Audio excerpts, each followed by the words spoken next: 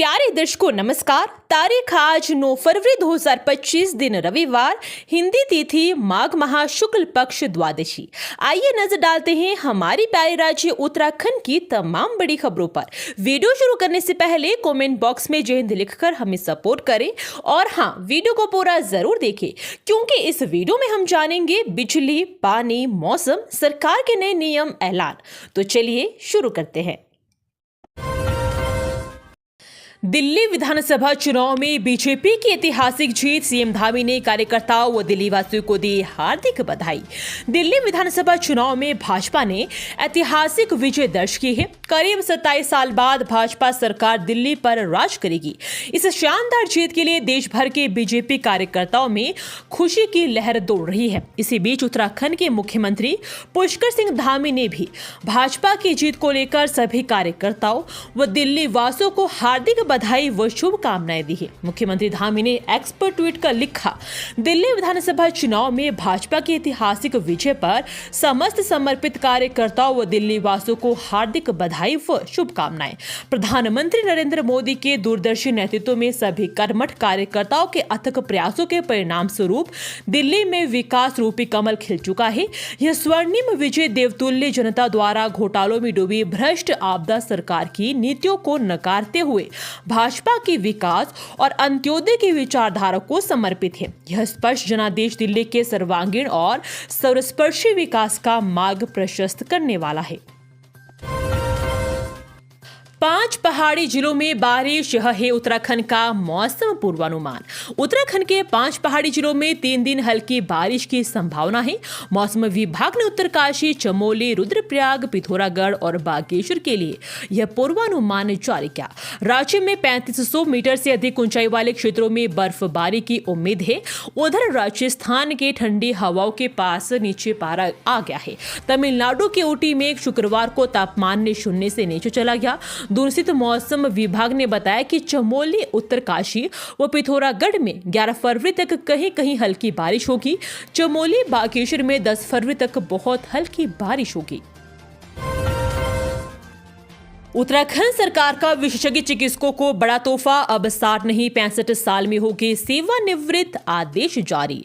उत्तराखंड सरकार ने विशेषज्ञ चिकित्सकों की सेवानिवृत्ति की आयु सीमा 60 वर्ष से बढ़ाकर 65 वर्ष कर दी है।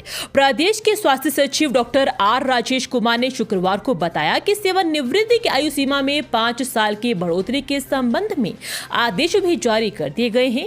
उन्होंने कहा कि आयु सीमा में वृद्धि किए जाने से प्रदेश के 550 विशेषज्ञ चिकित्सकों को इसका लाभ मिलेगा।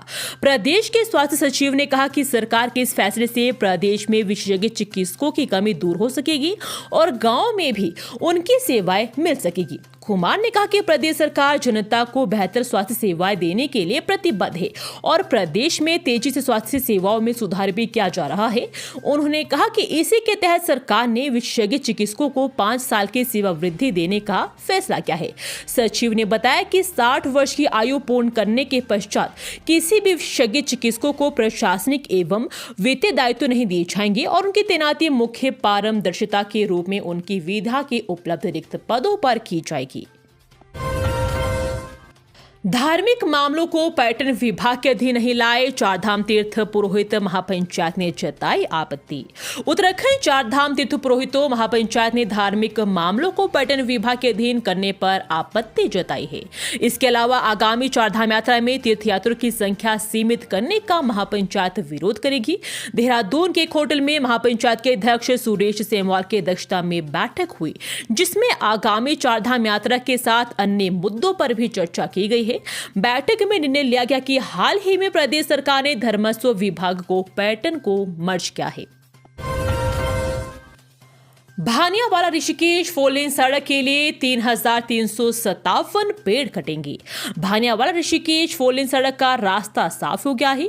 वन भूमि हस्तांतरण की मंजूरी के बाद वन विभाग ने 3357 पेड़ों के कटान के लिए छपान का ऑर्डर भी दे दिया है, जिसमें साल, कंजू, रोहिणी और हल्दू के पेड़ भी शामिल हैं। इसके बाद मार्च से काम शुरू हो सकता है। यह प्रोजेक्ट 2 साल के भीतर पूरा किया जाना है। देहरादून में इस जगह जल्द दूर होगी बिजली की परेशानी, यह हो रही तैयारी। देहरादून के चंद्रबनी, टर्नर रोड, ट्रांसपोर्ट नगरी, कारगी, मोथरोवाला और बांजरावाला इलाकों में आने वाले समय में बिजली की ट्रिपिंग और लो वोल्टेज की समस्या दूर होगी। यूपीसीएल ने इन इलाकों में बिजली लाइन के अपग्रेडेशन साथ ही ट्रांसफार्मर की क्षमता बढ़ाने का काम भी शुरू कर दिया है। अकेले टर्नर रोड, ट्रांसपोर्ट नगर और चंद्रबनी में ही 29 से अधिक ट्रांसफार्मर की क्षमता बढ़ाने का काम होगा। उत्तराखंड के शहरों में नदियों किनारे के लिए बनेंगे मैनेजमेंट प्लान। नदियों किनारे बसे शहरों के विकास को लेकर अर्बन रिवर मैनेजमेंट प्लान तैयार किए जाएंगे। इसके लिए central level urban river management plan की स्टीयरिंग कमेटी की बैठक में विचार मंथन हुआ।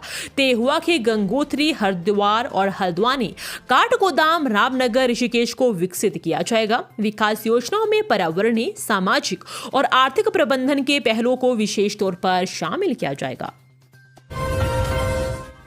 उत्तराखंड में बीआरपी सीआरपी के 955 पदों पर नौकरी का सुनहरा मौका, कैबिनेट में प्रस्ताव पेश करेंगे शिक्षा मंत्री।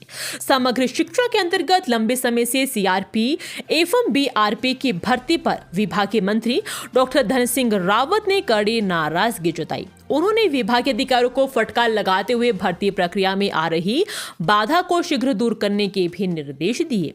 इस दौरान उन्होंने कहा कि भर्ती प्रक्रिया शीघ्र प्रारंभ करने के लिए शिक्षा विभाग के अधिकारी कौशल विकास एवं सेवा योजना विभाग से समन्वय कर प्रयाग पोर्टल में हो रही कठिनाइयों का समाधान कराए। आपदा की चुनौतियों से निपटने पर मंथन, बोले विशेषज्ञ विकास के साथ पर्यावरण संरक्षण की भी जरूरी। PhD chamber of commerce industry की आयोजित सम्मेलन में आपदा की चुनौतियों से निपटने पर गहरा मंथन किया गया। विशेषज्ञों ने कहा कि विकास के साथ पर्यावरण व प्रकृति का संरक्षण भी जरूरी है।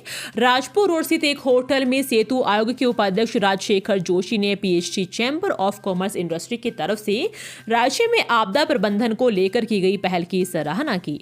उन्होंने कहा कि आपदा से दृष्टि से उत्तराखंड संवेदनशील है और विकास के साथ पर्यावरण को नुकसान न पहुंचे, इस पर विशेष ध्यान देने की भी आवश्यकता है।